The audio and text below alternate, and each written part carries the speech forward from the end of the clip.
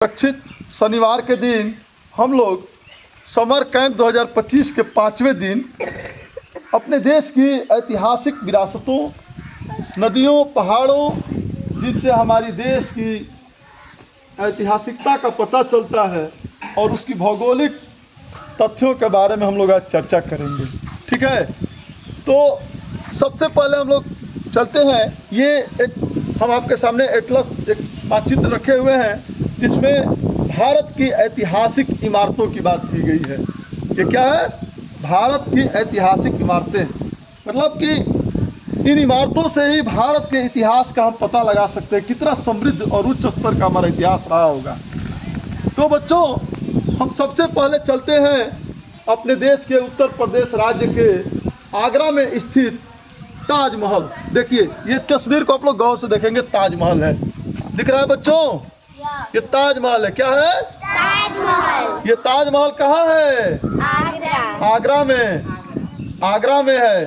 ठीक है, ये ताजमहल यमुना नदी के किनारे शाहजहां ने मुमताज महल की याद में 1632 ईस्वी में इसको बनवाए थे। इसको बनवाने में लगभग 21 वर्ष का समय लग गया था। ये बनते बनते 1653 ईस्वी तक बनता रहा और 1983 ईस्वी में यूनेस्को इसको विश्व धरोहर के रूप में शामिल कर ली कि भाई दुनिया के देश के अन्य लोग भी देखेंगे। तो भारत में सबसे ज़्यादा पर्यटक यदि कहीं आते हैं तो हमारे ताजमहल को देखने के लिए आते हैं। कहाँ आते हैं? ताजमहल। ये काफ़ी खूबसूरत ताजमहल है। इसमें गुंबद ऊपर की तरफ लगे हुए, पूरा सफ़ेद दुधिया रंग के संगमरमर से चमकता हुआ। ये हमारे मुगल स्थापत्य कला का सबसे उत्कृष्ट उदाहरण है, जिसको हम लोग ताजमहल कहते हैं। और इसको शाहजहां ने बनवाया था। किसने बनवाया था? किसने बनवाया था? शाहजहां सिर्फ ताजमहल ही नहीं बनवाए, हमारे देश की राजधानी नई दिल्ली, हमारे देश की राजधानी कहाँ है? नई दिल्ली। नई दिल्ली में है जामा मस्जिद।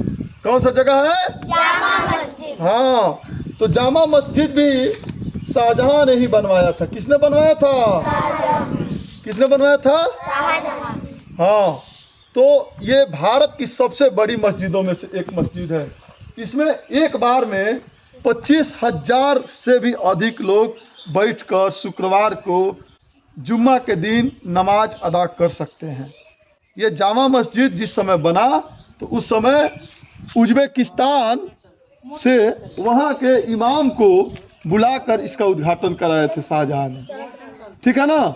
ये हमारे देश के ये बलू मिट्टी जो होती है ना, बालू, लाल ईंट जो होता है, लाल पत्थर, उसी से इसका निर्माण किया गया था। इसके बाद शाहजहां ने यही नहीं बनवाए, ये लाल किला भी बनवाए थे। दिल्ली में लाल किला का नाम सुने हैं? yes. लाल किला जो लाल पत्थर से बना हुआ है, लाल पत्थर से बना हुआ है। किससे बना हुआ है? लाल पत्थर। हाँ, तो लाल किला भी शाहजहां के ही कार्यकाल में बनवाया गया था, जहाँ पे हमारे देश के प्रधानमंत्री जी 15 अगस्त के दिन झंडारोहण का काम करते हैं, झंडा फहराते हैं। देखें आप लोग, प्रधानमंत्री जब झंडा फहराते हैं तो जगह का नाम लाल किला है। उस जगह का नाम क्या है? लाल किला। क्या है? Lal Qila. Okay, very good. अब हम लोग चलेंगे बच्चों अपने देश के पंजाब में, अमृतसर, वहाँ की जो राजधानी है, वहाँ पे स्वर्ण मंदिर है। क्या है? स्वर्ण मंदिर। एकदम सोने का मंदिर है, एकदम बहुत खूबसूरत दिखता है।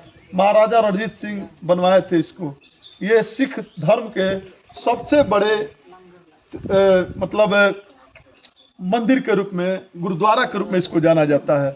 ठीक है, ये उस आस्था से जुड़ा हुआ गुरुद्वारा है। यहाँ पे प्रतिदिन लंगर चलते हैं, हजारों लोग पर डे खाते हैं, फ्री में खाते हैं। गरीबों की यहाँ सेवा भी होती है। ये भी हमारे देश की एक धरोहर है। उसके बाद हम चलेंगे सांची का स्तूप। ये कौन सा जगह है? सांची का स्तूप। कौन सा जगह है? सांची का स्तूप। ये आपके सांची में है, मध्य प्रदेश में है। कहाँ पे है? मध्य प्रदेश। कहाँ पे है सांची का स्तूप? मध्य प्रदेश। ओ, तो ये भी हमारे देश का सबसे अनमोल धरोहर है। उसके बाद हम लोग चलेंगे हवा महल। कहाँ चलेंगे? हवा महल। आइए देखते हैं इस तस्वीर में हवा महल कहाँ है। ये है, ये आपका हवा महल है, दिख रहा है ना आप लोगों को। हाँ, तो हवा महल जो है राजस्थान के वहाँ के राजपूतों के द्वारा वहाँ के सबसे उत्कृष्ट अगर कहा जाए प्रदर्शनी, उनके स्थापत्य कला का एक जीवंत उदाहरण है। राजस्थान की राजधानी जयपुर, जयपुर का नाम सुना है ना, जिसे हवा, जहाँ पे गुलाबी शहर के नाम से हम लोग जानते हैं, गुलाबी शहर में ये बना हुआ है। इसके जो इस हवा महल के जो वास्तुकार थे उनका नाम था लाल चंद उस्ताद। क्या नाम था? लाल चंद्र उस्ताद। ये 5 मंजिला इमारत है। कितनी इमारतें हैं? 5 मंजिला। 1799 ईस्वी में राजा सवाई सिंह इसका निर्माण कराए थे। कौन कराए थे? राजा सवाई सिंह। हाँ, और ये लाल और गुलाबी पत्थर से बना हुआ है। इसमें 953 खिड़कियां हैं। कितनी खिड़कियां हैं? 953। हाँ, बहुत खूबसूरत दृश्य है। जब भी आप लोगों को राजस्थान जाना होगा तो वहाँ पे ये हवा महल देखने आप लोग निश्चित रूप से जाइएगा। जाएंगे कि नहीं आप लोग? जाएंगे ना? तो ये आपको आप लोगों को अच्छा जगह दिख रहा है। ऐसे ही हम चलते हैं हुमायूं का मकबरा। ये कौन सा जगह है? हुमायूं का मकबरा। ये नई दिल्ली में स्थित है। कहाँ पे है? नई दिल्ली में है। ये भी मुगल काल का एक जीवंत उदाहरण है। ये भी संगमरमर और पत्थरों से बना हुआ है। ये दिखने में बहुत सुंदर दिखता है। ठीक है, नई दिल्ली में जाएंगे तो जंतर मंतर भी है, बहुत अच्छा जगह है। जंतर मंतर पे आज बहुत सारे लोग धरना प्रदर्शन आंदोलन करते हैं। ठीक है, फिर हम लोग चलते हैं बुलंद दरवाजा। ये उत्तर प्रदेश में एक बुलंद दरवाजा है। कौन सा जगह है? बुलंद दरवाजा। ये कहाँ पे है? फतेहपुर सीकरी में है। कहाँ पे है? फतेहपुर सीकरी। हाँ, ये एक झील के किनारे बनाया गया था। ये यहाँ पे बुलंद दरवाजा है। ये भी मुगल काल का बहुत अच्छा स्थापत्य कला का उदाहरण है। ठीक है बच्चों, अब हम लोग चलते हैं चार मीनार देखने के लिए। कहाँ चला जाए? चार मीनार। हैदराबाद जो तेलंगाना की राजधानी है, पहले आंध्र प्रदेश की राजधानी हुआ करती थी। देखिए, ये देखिए आप लोग चार मीनार के बारे में। हैदराबाद में है। ये दिखने में ही 4 मीनारें हैं। ठीक है, ये 4 मेहराबों से जुड़कर इस 4 मीनार को सहारा दिया जाता है। ये 1591 ईस्वी में सुल्तान मोहम्मद ने गोलकुंडा के स्थान पर नई राजधानी इसको बनाए थे। कौन बनाया था इसको? कौन बनाया था? सुल्तान मोहम्मद साहब ने। किसने बनाया था? सुल्तान मोहम्मद साहब। हाँ, तो आप लोग 4 मीनार भी घूमे। अब हम लोग चलते हैं, पता है कहाँ? कलकत्ता चलते हैं। कहाँ चलते हैं? कलकत्ता। तो देखिए कलकत्ता कहाँ है बच्चों? ये भारत का नक्शा है। किसका नक्शा है? भारत का। हाँ, तो ये भारत के नक्शे में आप लोग देखेंगे कलकत्ता पश्चिम बंगाल की राजधानी है। वो यहाँ पे है। कहाँ पे है? ये पश्चिम बंगाल की राजधानी है। ठीक है ना? तो हम चलेंगे, आइए आपको चित्र के माध्यम से दिखाते हैं। आपका इसमें कहाँ है जी? विक्टोरिया भवन। ये है विक्टोरिया मेमोरियल, कोलकाता में है। दिख रहा है ना? दिख रहा है कि नहीं आप लोगों को? Victoria memorial. ये जो है ब्रिटिश, जब अंग्रेज हमारे देश में आए थे तो अंग्रेजी हुकूमत के दौर में उनका सबसे अगर खूबसूरत यदि कोई उदाहरण है स्थापत्य कला का, और उनके लिए समर्पित है, अंग्रेजों के लिए समर्पित किया गया था। और इसमें पांडुलिपियों, चित्रों और ब्रिटिश काल की बहुत सारी मूर्तियां इसके म्यूजियम में रखे गए, संग्रहालय में रखे गए हैं। ये 64 एकड़ में फैला हुआ है विक्टोरिया भवन। कितने एकड़ में? 64 एकड़। हाँ, सफ़ेद संगमरमर से बना हुआ गुंबददार संरचना है। और ये पहले अंग्रेजों के लिए ही ये था। वहाँ के अंग्रेज के बड़े बड़े अधिकारी ही इसमें जा सकते थे। लेकिन 1921 में पहली बार इसको आम आदमी के लिए भी खोला गया। किसको? विक्टोरिया महल को। किसके लिए खोला गया? आम आदमी के लिए। कब खोला गया? 1921 ईस्वी में। कब खोला गया? 1921। हाँ, इस और विक्टोरिया महल के सामने जाएंगे, बहुत बड़ा गार्डन है, बहुत अच्छा सा दृश्य है, बहुत अच्छा लगता है। हम भी गए हैं घूमने के लिए कलकत्ता में, तो हमने इसको देखा था। अब हम लोग चलते हैं अपने देश में हमारे देश में एक राष्ट्रपति भवन भी है। क्या है? राष्ट्रपति भवन। राष्ट्रपति भवन। देखिए इस चित्र के माध्यम से देखेंगे हम लोग। देश की राजधानी नई दिल्ली में राष्ट्रपति भवन है।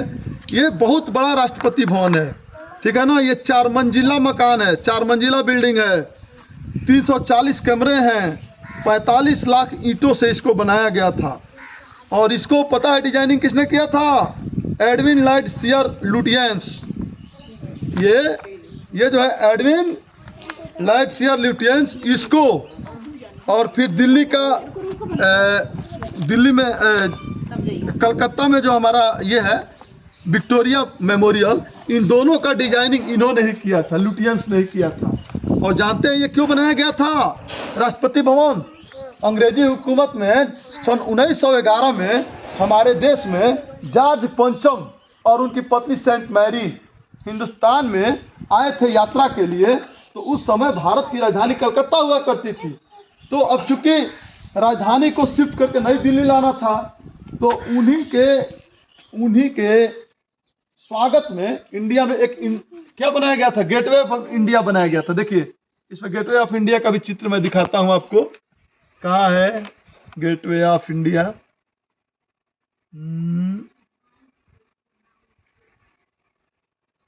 इसमें गेटवे ऑफ इंडिया नहीं दिख रहा है क्या जी? अभी तो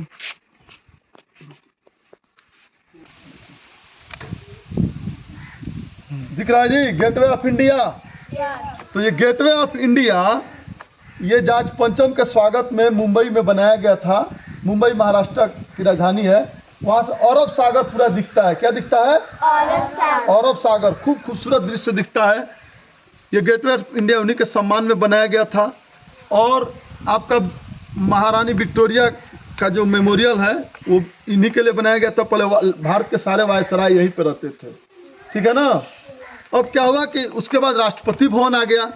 तो राष्ट्रपति भवन में भारत के वायसराय रहते थे। जैसे आज हमारे देश के राष्ट्रपति है ना, वैसे उस समय वायसराय रहते थे। तो उन्हीं के लिए था। लेकिन जब देश आज़ाद हुआ तो आज़ादी के बाद राष्ट्रपति भवन में हमारे देश के राष्ट्रपति रहने लगे। हमारे देश के राष्ट्रपति जी का क्या नाम है? द्रौपदी मुर्मू। क्या नाम है? द्रौपदी मुर्मू। हाँ, तो राष्ट्रपति भवन में ही वो निवास करती हैं। कहाँ रहती हैं वो? राष्ट्रपति भवन में रहती है। वहीं से देश के जितने बड़े बड़े पुरस्कार होते हैं, कोई राजकीय कार्यक्रम होता है तो वहीं से दिए जाते हैं। ये राष्ट्रपति भवन में एक इतना बड़ा सा हॉल है। उसके आगे जाएंगे तो मुगल गार्डन है, उसके भीतर जाएंगे तो एक हॉल है। और वो हॉल इतना बड़ा है कि वहाँ से आप चाहेंगे तो राजपथ के रास्ते से, अब सोचेंगे राजपथ कहाँ है, तो ये है राजपथ। देखिए आपको चित्र दिखाते हैं। राजपथ जहाँ महात्मा बुद्ध गांधी जी, देखिए गांधी जी का नाम सुना है ना? यहीं पे उनका समाधि स्थल बना हुआ है। वहाँ पे जाएंगे तो हे राम लिखा है। क्या लिखा है? हे राम। तो ये राजघाट, ये लाल किले के कैसा हाल है कि वहाँ से लकीर खींची जाएगी सीधी, तो राजघाट होते हुए आपको कहाँ पर ला के पहुँचा देगी? India gate. इंडिया गेट पे आपको ला के पहुँचा देगी। कहाँ पहुँचा देगी? India Gate. हाँ, तो इंडिया गेट नई दिल्ली में है। और इसको सन 1919 ईस्वी में जो फर्स्ट वर्ल्ड वार चल रहे थे, तो एंग्लो अफगान जो युद्ध हुआ उसमें लगभग 13,300 सैनिक भारतीय जो थे वो उस युद्ध में हताहत हुए थे। उन्हीं की याद में जब द्वितीय विश्व युद्ध चल रहा था तो ये शहीदों को समर्पित करते हुए अंग्रेजों ने इंडिया गेट नई दिल्ली का निर्माण कराया था। वहाँ पे आप लोग जाएंगे तो वहाँ पे ऐसे हमेशा एक दीपक प्रज्वलित होती रहती है अग्नि की तरह, ठीक है। वो दीपक हमेशा हमें याद दिलाता रहता है कि इस देश को बचाने के लिए हजारों रणबांकुरों ने शहीद हुए हैं। उन्हीं के सम्मान में इंडिया गेट भारत में बनाया गया है। यानी कि राष्ट्रपति भवन से एक लकीर खींची जाएगी उस हॉल से, तो राजपथ होते हुए इंडिया गेट तक सीधी चली जाएगी। तो ये सभी के सभी ब्रिटिश हुकूमत के वक्त बनाए गए थे। तो बच्चों, ये जो कुछ भी हम लोग अभी देख रहे थे, ये सभी के सभी भारत के ऐतिहासिक स्थल रहे हैं, ठीक है। अब हम लोग चलते हैं, अब हम बातें करेंगे आपसे देश की कुछ नदियों के बारे में, ठीक है। तो जैसे नदी में कौन कौन सी है, आप लोग कौन कौन नदी का नाम सुने हैं? गंगा, यमुना, ब्रह्मपुत्र, कृष्णा, कावेरी, बहुत सुंदर। आप लोगों ने बहुत सारे नदियों का नाम बताया। तो भारत की सबसे लंबी नदी जो है वो गंगा नदी है। कौन नदी है? गंगा। हाँ, वो गंगोत्री से, हिमालय पर्वत से गंगोत्री है। तो वहाँ से उत्तराखंड, उत्तर प्रदेश में कानपुर, इलाहाबाद, बनारस, गाजीपुर, बलिया, आपके बिहार के छपरा में आती है। छपरा से हाजीपुर, पटना होते हुए जाकर गंगा नदी हमारे कोलकाता के तरफ जो महासागर है, गंगा वहाँ पे बंगाल के तरफ, वहाँ पे जाकर वो विलीन हो जाती है। कहाँ विलीन हो जाती है? बंगाल की खाड़ी के तरफ जाकर विलीन हो जाती है। गंगा सागर बोला जाता है। तो ये गंगा जो नदी है ये हमारे लिए जीवनदायी है। इन्हीं के वजह से हमारी खेती योग्य ज़मीनें उपजाऊ हो जाती हैं और हमें भोजन मिलता है। वैसे ही बिहार में देखिए, बिहार की नदियों की हम लोग चर्चा करेंगे बच्चों। ये नक्शा में आप लोग देखेंगे, ये यहाँ पे गंडक नदी भी बह रही है, घाघरा नदी भी है। अभी मैं आता हूँ, डेली घाघरा नदी पार करके आता हूँ, ठीक है ना। ये यूपी बिहार का बॉर्डर हो जाता है। वैसे ही आप जाएंगे, एक कोसी नदी है। कौन सी नदी है? कोसी। हाँ, तो बिहार के शोक के नाम से उसको जाना जाता है। वो जब भी आती है बाढ़ के दिनों में बहुत तबाही मचाती है और उससे हमारे बिहार के बहुत जनजीवन का खस्ता हाल हो जाता है। इसीलिए हम लोग बिहार के शोक नदी के नाम से कोसी को जानते हैं। हाँ, बिहार का शोक नदी कौन है? कोसी। हाँ, वैसे ही आप बंगाल में जाएंगे तो वहाँ का शोक नदी दामोदर है, ठीक है ना। तो आज हम लोग नदी और स्मारकों के बारे में जाने। अब हम लोग चलेंगे पहाड़ के बारे में जानेंगे, ठीक है ना। तो भारत में हिमालय पर्वत है, वहाँ सबसे ऊंची चोटी एवरेस्ट की चोटी है। कौन सी चोटी है? एवरेस्ट। कौन सी है? एवरेस्ट की। उसकी लंबाई लगभग 8,848 मीटर है। सोचिए, इतनी लंबी है, दुनिया की सबसे ऊंची एवरेस्ट है। उसके बाद कंचनजंगा है। आप लोगों को मैं पढ़ाया था ना उस दिन, कंचनजंगा के बारे में पढ़ाया था ना। हाँ, तो कंचनजंगा कैसा दिखता है सुबह में? सोने की चादर। कैसा दिखता है? सोने की चादर। हाँ, तो भारत के आपके सिक्किम में ही वो पड़ता है, ठीक है ना। तो आज हम लोगों ने नदियों, पहाड़ों और सभी के बारे में हम लोग जाना। अच्छा देखिए ना, नई दिल्ली में आप लोग जाएंगे ना तो देखिए, चित्र छूट रहा है। देखिए, ये है कुतुब मीनार। ये क्या है? कुतुब मीनार। देख रहे हैं कितना लंबा है ना। तो ये भी नई दिल्ली में स्थित है। इसकी लंबाई जानते हैं कितना है? 72.5 मीटर है। ये सिर्फ ईंट, लाल ईंट से बना हुआ है। इसको कुतुबुद्दीन ऐबक, जो उस समय का गुलाम वंश का जो शासक था, उसी ने इसको बनवाना स्टार्ट किया। और उसके जो दामाद थे इल्तुतमिश, बाद में 1206 से लेकर बनना स्टार्ट हुआ। तो 1210 में जाकर इल्तुतमिश जब बादशाह बना हिंदुस्तान का, नई दिल्ली का, उसने इस कार्य को पूर्ण कराया। और लोग इसको भी देखने के लिए जाते हैं। जब आप उधर हरियाणा के रास्ते में जाएंगे नई दिल्ली से होते हुए, तो रास्ते में ही पड़ता है। इसको कुतुब मीनार बोलते हैं। ये भी जो है यूनेस्को ने इसको भी ऐतिहासिक धरोहर के रूप में शामिल कर लिया है। तो बच्चों, हम लोग आज ये जानेंगे कि भारत जो है, भारत की नदी, पहाड़ और ऐतिहासिक इमारतें पूरी दुनिया के सबसे खूबसूरत स्थलों में से और ऐतिहासिकता को समेटे हुए है, ठीक है। तो अब हम लोग इसके लिए आज के सेशन खत्म करते हैं और एक बार क्लैपिंग हम लोग करेंगे जोर से। कैसा लगा? कैसा लगा आप लोगों को? Very good.